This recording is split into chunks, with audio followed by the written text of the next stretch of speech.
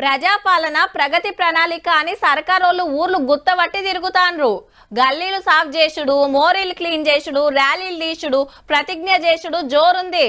ఇక పథకాల గురించి చెప్తాండ్రు, పబ్లిక్ తిప్పలు అరుచుకుంటాండ్రు. మంత్రులు, ఎమ్మెల్యేలు, సీనియర్ లీడర్లంతా ఇదే పనులున్నారు. ఇంకో దిక్కు ప్రతిపక్షాల పంతనం గిట్లున్నది. అల్లా ఖమ్మంలో భూతాన్ బాధితుల కోసం కవితక్క దీక్ష పట్టింది కదా, ఆడికెళ్ళి హైదరాబాద్ లో జాగృతి ఆఫీస్ కాడికి తీసుకొచ్చిండ్రు పోలీసులు. లేలే దీక్ష ఇచ్చే ముచ్చటే లేదు, న్యాయం జరిగేదాకా లేవనంటే లేవాలని ఈడగిన కూక్కున్నది. ఖచ్చితంగా ఎక్కడైతే ఆ పేదవాళ్ళ ఇండ్లు కూలగొట్టినరో అక్కడనే వాళ్ళకి ప్లాట్లు ఇవ్వాలి, అక్కడనే వాళ్ళకి మీరు డబుల్ బెడ్రూమ్ ఇండ్లు కూడా కట్టించాలని చెప్పి మేము ప్రభుత్వాన్ని డిమాండ్ చేస్తూ, ఇంకో దిక్కు ఖమ్మంకెళ్ళి కొందరు వచ్చి హైదరాబాద్ లో మీటింగ్ పెట్టి గోసలు చెప్పుకున్నారు.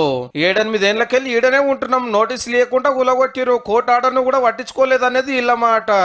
అయితే మంత్రి పొంగులేటి సారు 2 మాటలు చెప్పిండు, ఇండ్లు పోయిన వాళ్ళకి తప్పకుండా ఇందిరమ్మ ఇండ్లు కట్టిస్తామని అన్నట్టుగానే ఇవాళ ఖమ్మం కలెక్టర్ ఆఫీస్ లా టోకన్లు వంచిరు, చెప్పున్న ఇళ్ళకి పట్టాలు ఇస్తారట.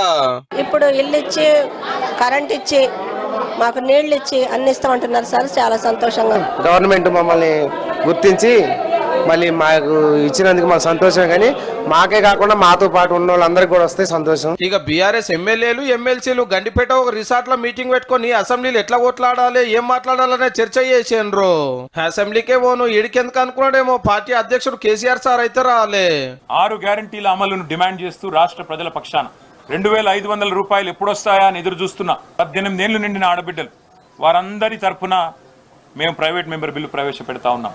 తెలంగాణ రాష్ట్రాన్ని గుల్ల చేసి, ఆర్థిక పరిస్థితిని చిన్నాభిన్నం చేసి, ఆర్థిక వనరులను చెరబట్టి రూపాయి లేకుండా చేసిపోతే ఇప్పుడిప్పుడే మా ముఖ్యమంత్రి రేవంత్ రెడ్డి గారు రూపాయి పోగేసి ఇచ్చిన 6 గ్యారెంటీల్లో ఒక్కొక్కటి చేసుకుంటూ ఇక సర్కార్ పాలన బాగు చేస్తానికి విద్యా కమిషన్ రిపోర్ట్ ఇచ్చింది కదా సీఎం సార్ కు, అదేం మంచిగా లేదని ఒక మీటింగ్ పెట్టి మాట్లాడిరు వీళ్ళంతా. బీజేపీ అధ్యక్షుడు రామచంద్రరావు సార్ మాట ఇది అర్బన్ నక్సలైట్స్ తయారు చేసినటువంటి ఒక విద్యా విధానం, కానీ విద్యా విధానాన్ని నాశనం చేసేటటువంటి ఒక సలహాలు మాత్రమే ఉన్నాయి. సిపిఐ లీడర్లు మీటింగ్ పెట్టుకుని ఎన్నో మాట్లాడినరు, లొంగిపోయిన మావోయిస్టులు ఈల పార్టీలకే రావాలని పిలిచిండ్రు. మీరు రండి, వచ్చి మా దగ్గర ఆతిథ్యం తీసుకోండి, ఆ తర్వాత అందరం కలుద్దాం, మంచి నిర్ణయం చేయండి, కమ్యూనిస్ట్ పార్టీ మాతృ సంస్థలోకి రండి అని మన అందరం కూడా ఆహ్వానం వారికి పలుకుదాం. పార్టీల ముచ్చట్లు ఇట్లుంటే మింట్ కాంపౌండ్ కాడ కరెంట్ వాళ్ళు ధర్నా చేసిరు ఈ డిమాండ్ల మీద. కాంట్రాక్ట్ ఎంప్లాయీస్ కావచ్చు, ఆర్టిజన్స్ కావచ్చు, అన్మ్యాన్డ్ కావచ్చు, పీస్ రేట్ కావచ్చు, ఈ కార్మికులందరినీ కూడా విద్యా అర్హతలను బట్టి పర్మనెంట్ చేయాలని. ఇక ఇప్పుడు ఇంకో వార్తలకు పోదాం.